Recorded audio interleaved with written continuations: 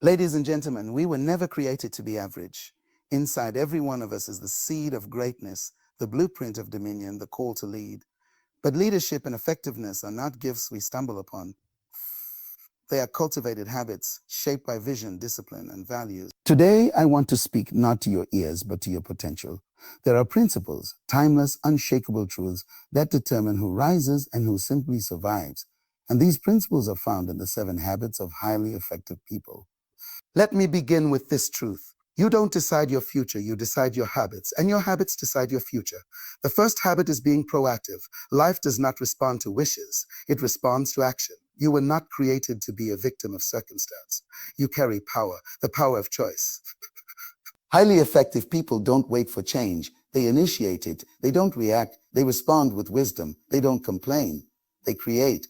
The second habit, begin with the end in mind. You were born for a reason. There's a purpose that preceded your existence. Oh, if you don't know where you're going, any road will take you nowhere. Highly effective people live with intention. They measure every decision against their destiny. Don't drift. They design their lives. The third habit, put first things first. Purpose demands priorities.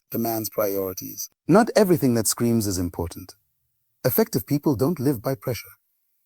They live by principle. They don't let urgent things rob them of important things. Discipline is the bridge between goals and growth.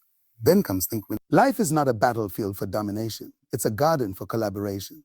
Highly effective people don't compete. They complete. They seek solutions where everyone rises because they understand. When you lift others, you elevate yourself. The fifth habit, seek first to understand, then to be understood. This is not just about communication. It's about connection. Effective people listen with empathy. They don't hear to respond. They hear to relate. Because when hearts connect, minds align. The sixth habit, synergize. Alone, you may move fast, but together we move far. Highly effective people know that one can chase 1,000, but 2 can chase 10,000. They embrace diversity, not as a threat, but as a treasure. And finally, sharpen the saw. You cannot pour from an empty vessel. Rest is not laziness, it is wisdom. Growth is not automatic, it is intentional. Highly effective people invest in their body, soul, and spirit because they know if you don't maintain the source, you'll lose the strength. Let me leave you with this. Your habits are prophecy in motion. They are writing the story of your legacy. If you want to change your life, don't change your goals first. Change your habits, because effectiveness is not an accident. It's a lifestyle. Effectiveness is not a performance you put on when people are watching, but a reflection of who you are when no one is around. Because techniques may impress temporarily, but character sustains influence permanently. And while you can manipulate results with charm or clever methods for a moment, it is the weight of integrity that carries the true currency of trust in the long run, since technique is like paint on rust, covering decay without addressing the source, but character is the steel beneath the surface, unshakable. Even when the storms of life try to erode your foundation, and so effectiveness, the ability to produce consistent, meaningful, and lasting impact cannot rest on tricks, shortcuts, or image, but must be grounded in values that do not change with applause or silence, success or struggle. A person who builds their life on techniques may rise quickly like a house on sand, fragile and vulnerable, dependent on the environment to stay upright. Because when pressure comes and trials reveal what is hidden, it is not the polished technique that stands firm, but the quiet strength of character forged in private battles and disciplined decisions and sacred promises kept when it would have been easier to quit, because effectiveness is not about doing more things right, but about doing the right things for the teams, for the right reasons in the right spirit, even when no one gives you credit. And that's why character outlives charisma every single time. You can teach someone how to speak well, how to negotiate, how to manage time or set goals or build a brand or craft a message that sells. But if what they say is not backed by the truth of who they are, then the technique becomes a tool of deception instead of a vessel of purpose. And what's tragic is that people often trade depth for display. They learn methods to look effective without becoming effective because they forget that effectiveness is not a style, it's a substance. And substance is formed not in front of crowds, but in the quiet crucible of self-honesty, discipline, sananin, and devotion to values that don't bend under pressure. And it's in the silence of those unseen moments, the decisions no one will know about, the temptations resisted not out of fear, but out of conviction, that true effectiveness is born. because the fruit is always a result of the root. And if the root is corrupted, diseased by inconsistency, poisoned by pretense, then no matter how beautiful the leaves look for a season, they will wither in time, because what sustains you is not your gift but your grounding. And that's why character must come before craft, principles before personality, truth before technique. We live in a world that celebrates results more than roots, that gives standing ovations to performance while ignoring the quiet labor of preparation. But if you want to last, if you want to be effective, not just once but always, then you must build your effectiveness, not on the shifting sand of war. Popularity, trends, or borrowed techniques, but on the solid, ancient, immovable rock of character, because when your motive is pure, your methods become powerful, and not the other way around. And the difference is night and day when pressure tests the core of what you really believe. There are many who knew how to win for a season, but lost themselves in the process, because they mastered technique without mastering self. They conquered markets, but couldn't conquer their own ego. They learned how to climb, but didn't know how to stay grounded. And so they fell, not from lack of strategy, but from lack of character. Because effectiveness that isn't built on values is a castle in the sky, beautiful to look at, but they're destined to crash. And so we must return to the inner life, the soul, the discipline of becoming before doing, of being before broadcasting, of substance before spotlight. You may not have the most polished technique. You may not know every new method or trend or hack. But if your heart is clean, if your word means something, if your decisions are guided by honor and your actions aligned with truth, then you are already more effective than many who have mastered the art of performance but lost the power of authenticity. Because what the world needs is not more performers. It needs more people of depth, of principle, of integrity, who understand that effectiveness is not just reaching goals, but doing so in a way that leaves no regrets, no ruins, no shame. And so the question is not how good you are at getting results, but how aligned your results are with righteousness. Because effectiveness that flows from character is unstoppable, unshakable, and undeniable. It may not always be the fastest path, but it will always be the one that lasts. Before you can lead others, you must first master yourself, because public victory without private discipline is nothing more than a performance on a crumbling stage. And while people may applaud your results, only you know whether the roots of those results were integrity or illusion. Because what is done in the light is only as strong as what is built in the dark.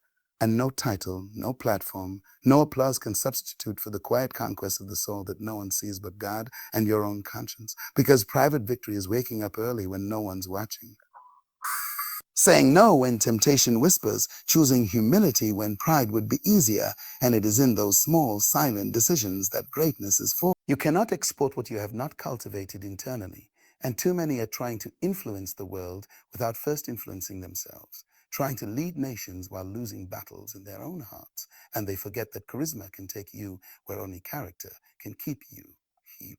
And when the applause fades and the spotlight moves on, it is only the privately victorious who are left standing, because they were never standing on the crowd's praise.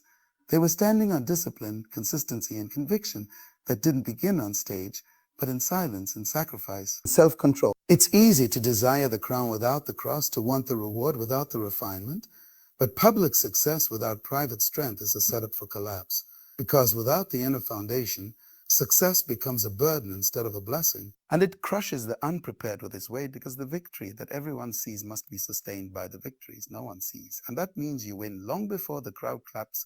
You win when you say no to shortcuts, when you serve before you're seen, when you sharpen your mind, your habits, your values in the unseen spaces where no credit is given but character is built. Private victory is choosing responsibility over excuses, stewardship over sloppiness, truth over trend, and it's in those secret choices where you become someone that success can trust. Because if the inner world is fractured, the outer world will eventually reflect it. No matter how beautiful the image looks temporarily, because you cannot outrun the law of integrity, what you plant in the dark will grow in the light. And if you have not conquered pride, fear, laziness, addiction, insecurity, or ego behind the curtain, they will sabotage your destiny when it finally opens. Public victory looks like influence, followers, achievements, headlines, but private victory is peace, clarity, self-respect, and sleep without guilt. And it is that kind of victory that allows you to walk into the room and not need validation, not seek permission. Because you already affirmed yourself in the quiet hours where truth mattered more than likes and alignment meant more than applause. And that inner wholeness becomes the invisible engine behind sustainable impact. Because you're not showing up to impress, you're showing up because you are already complete. When you live from private victory, your confidence is not arrogance. It's alignment, it's not performance. It's presence because you've already fought the hard battles. And you've already proven to yourself that your values are more than quotes, they're choices you live. And so the public arena doesn't change who you are. It simply reveals what you've built. And that's why public failure often follows when private compromise is tolerated. Not because life is unfair, but because life is precise, and it always exposes the foundation, whether built on rock or sand. Private victory is not glamorous. It's quiet, it's hidden, it's repetition without recognition. It's doing what's right when no one would know if you didn't. And yet it is there that real kings and queens are crowned long before the world ever hears their name. Because the private victory is the rehearsal for the public assignment, the proving ground that determines whether you'll rise with stability or collapse under visibility. And so before you post, before you preach, before you perform, you must practice, you must prepare, you must purify. Because what you haven't conquered in private will confront you in public. And so, if you want to last, if you want to lead with legacy and not just momentary success, then stop focusing on being seen and start focusing on becoming someone who has already won the war within, because when you win in secret, you carry a strength that no storm can shake. And that is why private victory always precedes public victory. When you live without the end in mind, you drift through life reacting to demands, pulled by distractions, seduced by noise, always busy but rarely becoming. Always moving but never arriving. And it is only when you pause and define the destination that the journey takes on meaning. Because intention without vision is just effort without direction. And the truth is, you were never meant to live by accident or by default or by culture script. You were designed to live with purpose. On purpose, for purpose, which means you must begin not at the beginning, but at the end. Because only when the end is clear does every choice start to align. To live intentionally with the end in mind is to reverse engineer your life from legacy, to ask not what you want to get, but what you want to leave, to build not just success, but significance, not just moments, but meaning, because the end is not just about death, it's about destination.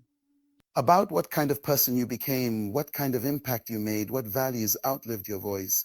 And once that vision is settled, once that picture of purpose is clear, you stop letting people and trends define your direction. And you begin to say no to what distracts, yes to what aligns. And discipline stops feeling like punishment and starts feeling like peace. When you live with the end in mind, you stop chasing everything and start choosing what matters, because not everything deserves your energy. Not every opportunity is aligned with your assignment, and not every urgent thing is important to your outcome. And when you have the end in view, your calendar becomes a canvas of purpose. Your habits become sacred. Your relationships become intentional. And you begin to measure your actions not by how they feel in the moment, but by whether they move you closer to the future you were born to build. Because drifting may feel easier, but only design delivers legacy. Living intentionally is not about rigid control. It's about conscious alignment. It's not about being busy. It's about being aimed. It's not about being perfect. It's about being clear, because clarity births courage, and the clearer your end, the more confidently you can walk through every delay, every distraction, because you're not guessing, you're not wondering, you are moving with purpose. And when the end is strong enough, your why becomes louder than your weariness, and your mission becomes greater than your and that's what separates those who last from those who fade. You see, a life without the end in mind becomes a life filled with regret, with things that looked important but weren't eternal, with trophies that don't translate to peace, with applause that didn't produce fulfillment. And so many reach the top of ladders leaning against the wrong wall, chasing what they were told to want, only to find that they gained the world and lost themselves because they never stopped to ask, what kind of legacy am I building? And that's why the wise don't just run, they pause, they reflect, they plan backward, they plant seeds today that will still speak when their voice is gone. To live intentionally with the end in mind is to walk through life with both feet in the present and your heart anchored in eternity. It is to let tomorrow's purpose dictate today's choices. It is to let vision filter your decisions, to let values guard your priorities. Because every yes is a seed and every no is protection. And when your end is clear, your path gets narrow, not limiting, but liberating. Because when you know where you're going, you no longer need to go. The intentional life is not loud, but it is firm. It is not rushed, but it is resolved. It is not flashy, but it is faithful.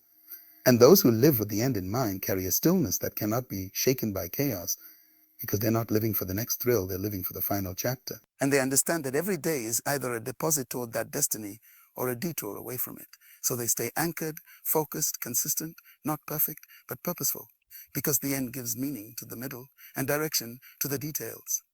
And so if you truly want to live, not just exist, not just achieve, not just perform, but live with peace, with clarity, with purpose that outlives your possessions, then set your eyes on the end. Define the kind of person you want to become, the kind of legacy you want to leave, the kind of story you want your life to tell, and let that vision govern your steps, shape your schedule, and fuel your soul. Because only those who live with the end in mind truly live with intention.